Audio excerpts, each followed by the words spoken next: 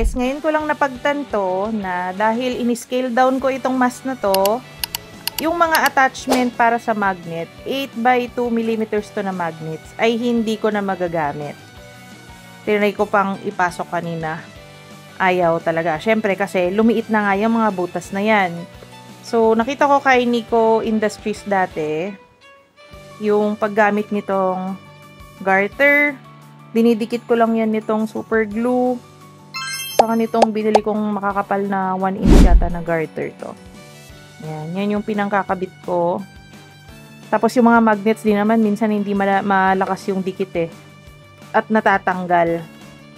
Kaya sa mga mask ko, pati doon sa nasa taas, ang gamit ko ay eto na.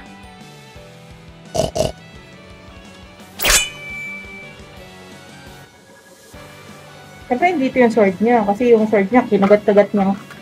Ganyan.